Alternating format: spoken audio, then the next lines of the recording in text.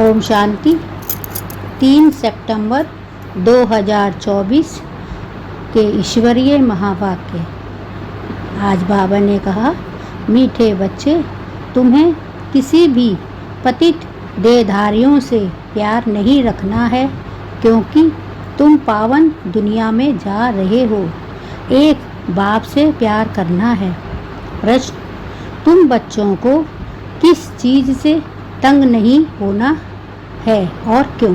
उत्तर, तुम्हें अपने इस पुराने शरीर से जरा भी तंग नहीं होना है, क्योंकि यह शरीर बहुत बहुत वैल्यूबल है। आत्मा इस शरीर में बैठ बाप को याद करके बहुत बड़ी लॉटरी ले रही है। बाप की याद में रहेंगे तो खुशी की खुराक मिलती रहेगी।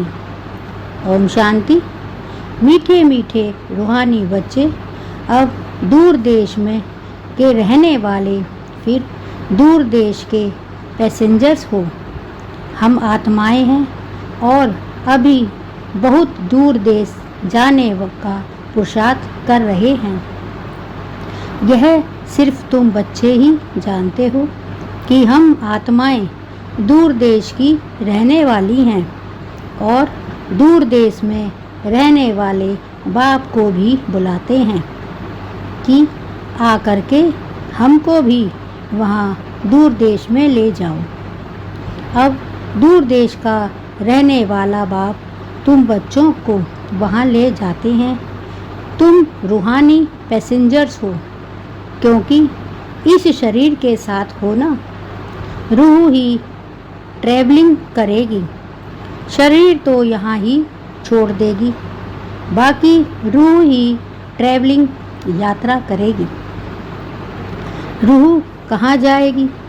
अपने रूहानी दुनिया में। यह है जिस्मानी दुनिया, वह है रूहानी दुनिया। बच्चों को बाप ने समझाया है, अब घर वापस जाना है। जहाँ से पाठ बजाने यहाँ आए हैं, यह बहुत पुराना मांडवा अथवा स्टेज है। स्टेज पर एक्ट करके पाठ बजाकर फिर सबको वापस जाना है। नाटक जब पूरा होगा तब तो जाएंगे ना। अभी तुम यहाँ बैठे हो, तुम्हारा बुद्धि योग घर और राजधानी में है। यह तो पक्का पक्का याद करके लो, क्योंकि यह तो गायन है, अंतमति सो गति। अभी यहाँ तुम पढ़ रहे हो, जानते हो भगवान शिव बाबा तुमको पढ़ाते हैं। भगवान तो सिवाय इस पुरुषोत्तम संगम युग के सभी कभी पढ़ाएंगे नहीं। सारे 5000 वर्ष में निराकार भगवान बाप एक ही बार आकर पढ़ाते हैं। यह तो तुमको पक्का निश्चय है। पढ़ाई भी कभी कितनी सहज है। अब घर जाना है, उस घर से तो सारी दुनिया का प्यार है। मुक्ति धाम में जाना तो सब चाहते हैं, परंतु उसका भी अर्थ नहीं समझते। मनुष्यों की बुद्धि इस समय कैसी है और तुम्हारी बुद्धि अभी कैसी बनी है? कितना फर्क है? तुम्हारी है स्वच्छ बुद्धि, नंबरवार पुरुषार्थ अनुसार। सारे विश्व के आदि मध्य अंत का नॉलेज तुमको अच्छी तरह है। तुम्हारे दिल में यह है कि हमको यह पुरुषार्थ कर नर से नारायण जरूर बनना है। यहाँ से तो पहले अपने घर में जाएंगे ना, तो खुशी से जाना है। जैसे सतयुग में देवताएं खुशी से एक शरीर छोड़ दूसरा लेते हैं, वैसे इस पुराने शरीर को भी खुशी से छोड़ना है। इनसे तंग नहीं होना है, क्योंकि यह बहुत वैल्यूबल शरीर है। इस शरीर द्वारा ही आत्मा को बाप से लॉटरी मिलती है। हम जब तक पवित्र नहीं बने हैं तो घर जा नहीं सकेंगे। बाप को याद करते रहेंगे तभी उस योग पल से पापों का बोझा उतरेगा, नहीं तो बहुत सजा खानी पड़ेगी। पवित्र तो जरूर बनना है। लौकिक संबंध में भी बच्चे कोई गंदा पतित काम करते हैं तो बाप गुस्से में आकर लाठी से भी मार देते हैं, क्योंकि बेकायदे पतित बनते हैं। किसके साथ भी बेकायदे प्यार रखते हैं तो भी माँ बाप को अच्छा नहीं लगता है। यह बेहद का बाप फिर कहते हैं, तुम बच्चों को यहाँ तो रहना नहीं है, अभी तुमको जाना है नई दुनिया में। वहाँ भिखारी पतित कोई होता नहीं, एक ही पतित पावन बाप आकर ऐसा पावन तुमको बनाते हैं। बाप खुद कहते हैं, हमारा जन्म दिव्य और अलौकिक है और कोई भी आत्मा मेरे समान शरीर में प्रवेश नहीं कर सकती।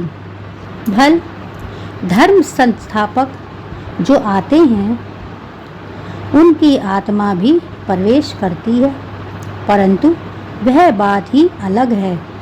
हम तो आते ही हैं सबको वापस ले जाने के लिए। वह तो ऊपर से उतरते हैं नीचे अपना पाठ बजाने, हम तो सबको ले जाते हैं, फिर बतलाते हैं कि तुमको कैसे पहले पहले नई दुनिया में उतरेंगे। उस नई दुनिया सतयुग में बगुला कोई भी होता नहीं। बाप तो आते ही हैं बंगलों के बीच, फिर तुमको हंस बनाते हैं। तुम अब हंस बने हो, मोती ही चुगते हो। सतयुग में तुमको यह रत्न नहीं मिलेंगे, यहाँ तुम यह ज्ञान रत्न चुग कर हंस बनते हो। बगुले से तुम हंस कैसे बनते हो, यह बाप बैठ समझाते हैं। अभी तुमको हंस बनाते हैं। देवताओं को हंस, असुरों को बंगुला कहेंगे। अभी तुम किचड़ा छुड़ाए मोती चुगाते हो। तुमको ही पद्मापदम भाग्यशाली कहते हैं। तुम्हारे पैर में छापा लगता है पदों का। शिव बाबा को तो पाँव हैं नहीं जो पद हो सके। यह तो तुमको पद्मापदम भाग्यशाली बनाते हैं। बाप कहते हैं, मैं तुमको विश्व का मालिक बनाने आया हूँ। यह सब बातें अच्छी रीति समझने की हैं। मनुष्य यह तो समझते हैं ना स्वर्ग था, परंतु कब था फिर कैसे होगा वह पता नहीं है। तुम बच्चे अभी रोशनी में आए हो, वह सब है अंधियारे में। यह लक्ष्मी नारायण विश्व के मालिक कब कैसे बने यह पता ही नहीं है। 5000 वर्ष की बात है। बाप बैठकर समझाते हैं, जैसे तुम आते हो पाठ बजाने वैसे मैं भी आता हूँ।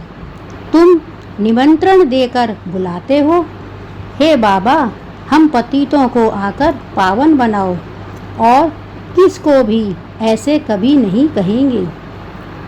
अपने धर्म स्थापक को भी ऐसे नहीं कहेंगे कि आकर सबको पावन बनाओ।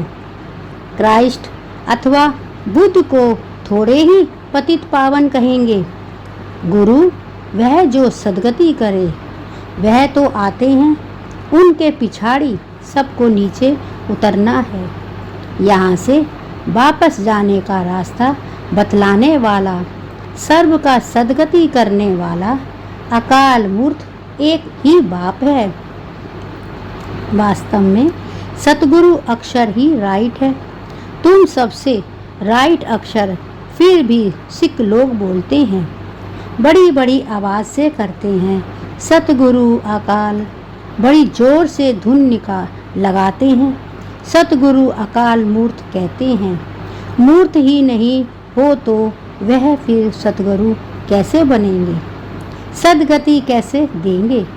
वह सतगुरु स्वयं ही आकर अपना परिचय देते हैं। मैं तुम्हारे मिसल जन्म नहीं लेता हूँ, और तो सब शरीरधारी बैठ सुनाते हैं।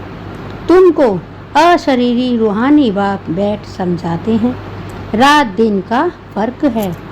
इस समय मनुष्य जो कुछ करते हैं वह रॉन्ग ही करते हैं, क्योंकि रावण की मत पर है ना। हर एक में 5 विकार हैं। अभी रावण राज्य है। यह बातें डिटेल में बाप बैठ समझाते हैं, नहीं तो सारी दुनिया के चक्र का मालूम कैसे पड़े।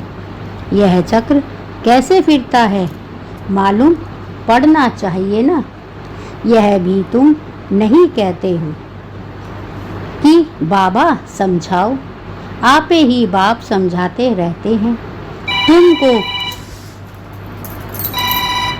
तुमको समझाते रहते हैं, नौकरी पर लगाते हैं, फिर उनको कहते हैं 60 वर्ष बाद यह सब छोड़ भगवान का भजन करना, वेद शास्त्र आदि पढ़ना, पूजा करना।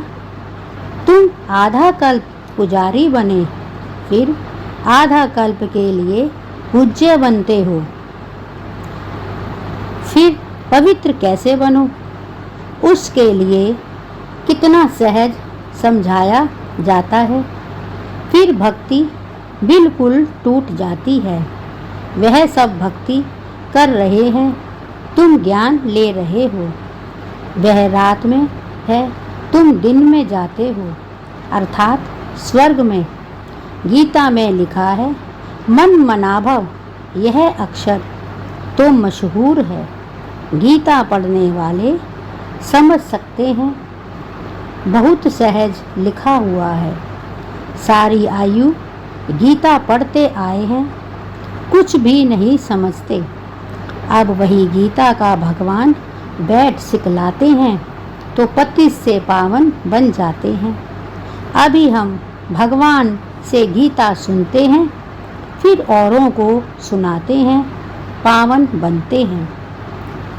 बाप के महावाक्य है ना, यह है वही सहज याद रोध राजयोग। मनुष्य कितने अंधश्रद्धा में डूबे हुए हैं, तुम्हारी तो बात ही नहीं सुनते हैं। ड्रामा अनुसार उन्हों को भी जब तकदीर खुले तब ही आ सकें।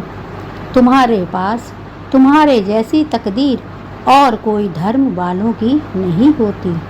बाप ने समझाया है, यह तुम्हारा देवी देवता धर्म बहुत सुख देने वाला है। तुम भी समझते हो, बाप ठीक कहते हैं। शास्त्रों में तो वहाँ भी कंस रावण आदि बैठ दिखाए हैं। वहाँ के सुख का तो कोई को पता ही नहीं है।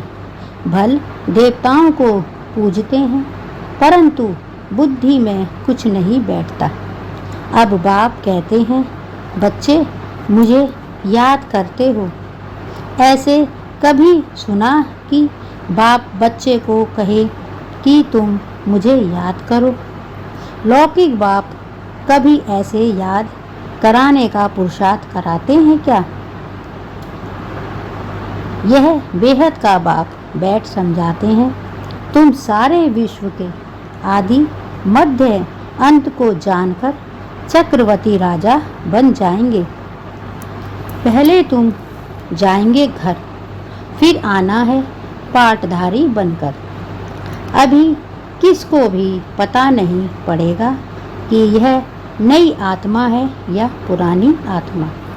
नई आत्मा का नामाचार जरूर होता है।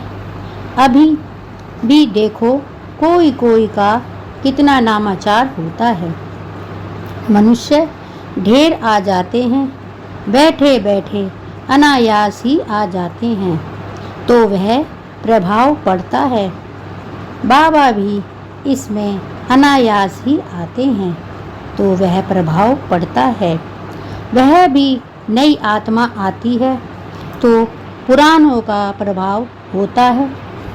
टाल टालियाँ निकलती जाती हैं। तो उनकी महिमा होती है।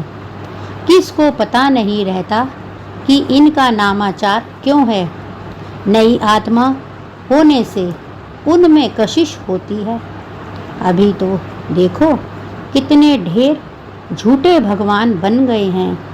इसीलिए गायन है, सच की बेड़ी हिलती डुलती है लेकिन डूबती नहीं है। तूफान बहुत आते हैं क्योंकि भगवान खिवैया है ना। बच्चे भी हिलते हैं, नाव को तूफान बहुत लगते हैं और सत्संगों में तो ढेर जाते हैं, परंतु वहाँ कभी तूफान आदि की बात ही नहीं आती। यहाँ अबलाओं पर कितने अत्याचार होते हैं, परंतु फिर भी स्थापना तो होनी ही है। बाप बैठ समझाते हैं, हे आत्माएं, तुम कितना जंगली कांटे बन पड़े हो। दूसरों को कांटा लगाते हो तो तुमको भी कांटा लगता है। रेस्पॉन्ड तो हर बात का मिलता है।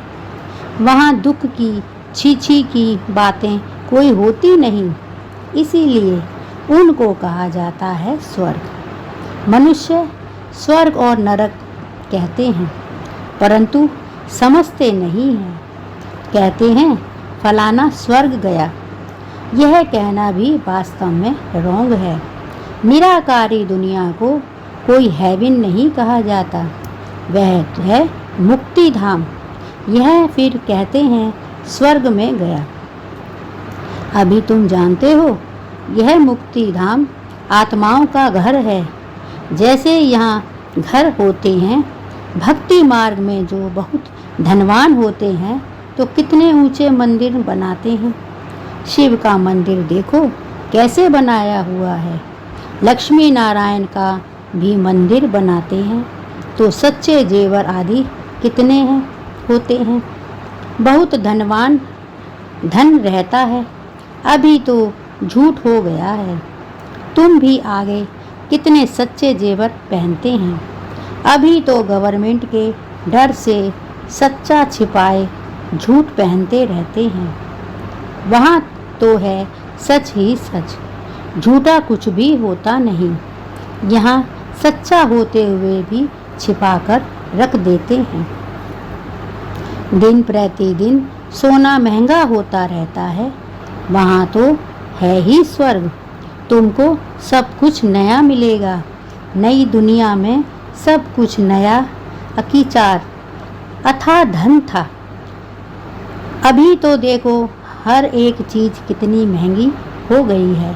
अभी तुम बच्चों को मूल वतन से लेकर सबका राज समझाया है। मूल वतन का राज बाप बगैर कोई कौन समझाए। तुमको भी फिर टीचर बनना है। गृहस्थ व्यवहार में भी भल रहो, कमल फूल समान पवित्र रहो। औरों को भी आप समान बनाएंगे तो बहुत ऊंचा पद पा सकते हैं। यहाँ रहने वालों से भी वह उच्च पद पा सकते हैं। नंबर बार तो है ही, बाहर में रहते हुए भी विजय माला में पिरो सकते हैं।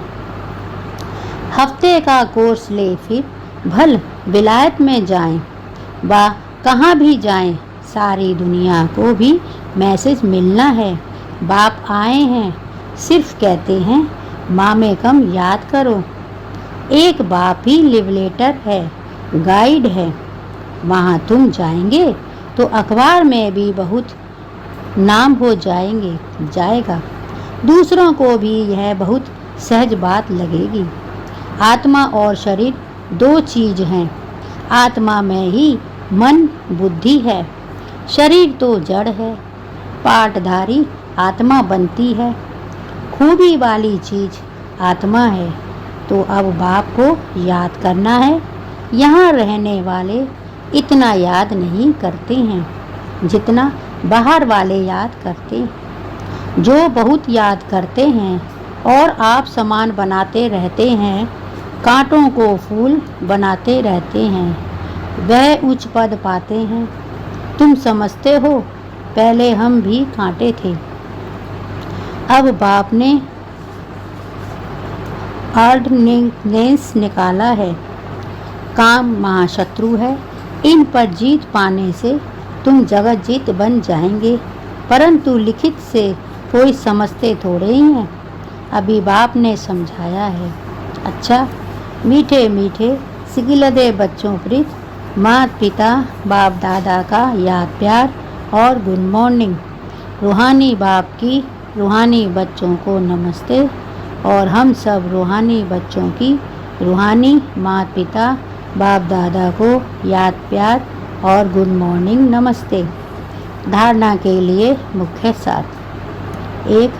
सदा ज्ञान रथ चुगने वाला हंस बनना है।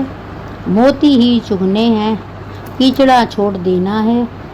हर कदम में पदों की कमाई जमा कर पद्मा पदम भाग्यशाली बनना है। सदा ज्ञान रथ चुगने वाला हंस बनना है। मोती ही चुगने हैं, कीचड़ा छोड़ देना है। हर कदम में पदों की कमाई जमा कर पद्मा पदम भाग्यशाली बनना है। नंबर 2. उच्च पद पाने के लिए टीचर बनकर बहुतों की सेवा करनी है। कमल फूल समान पवित्र रह आसमान बनाना है, कांटों को फूल बनाना है। उच्च पद पाने के लिए टीचर बनकर बहुतों की सेवा करनी है। कमल फूल समान पवित्र रहे आप समान बनाना है, कांटों को फूल बनाना है। वरदान। तेरे मेरे की हलचल को समाप्त कर रहम की भावना इमर्ज करने वाले मर्सीफुल भव। तेरे मेरे की हलचल को समाप्त कर रहम की भावना इमर्ज करने वाले मसीफुल भव। समय प्रति समय कितनी आत्माएं दुख की लहर में आती हैं। प्रकृति की थोड़ी भी हलचल होती है, आपदाएं आती हैं तो अनेक आत्माएं तड़पती हैं, मर्सी रहम मांगती हैं। तो ऐसी आत्माओं की पुकार सुन रहम की भावना इमर्ज करो। पूज्य स्वरूप मर्सीफुल का धारण करो। स्वयं को संपन्न बना लो तो यह दुख की दुनिया संपन्न हो जाए। अभी परिवर्तन के शुभ भावना की लहर तीव्र गति से फैलाओ तो तेरे मेरे की हलचल समाप्त हो जाएगी। अभी परिवर्तन के शुभ भावना की लहर तीव्र गति से फैलाओ तो तेरे मेरे की हलचल समाप्त हो जाएगी। स्लोगन। व्यर्थ संकल्पों की हथौड़ी से समस्या के पत्थर को तोड़ने के बजाय हाई जंप दे समस्या रूपी पहाड़ को पार करने वाले बनो। व्यर्थ संकल्पों की हथौड़ी से समस्या के पत्थर को तोड़ने के बजाय हाई जंप दे समस्या रूपी पहाड़ को पार करने वाले बनो। ओम शांति।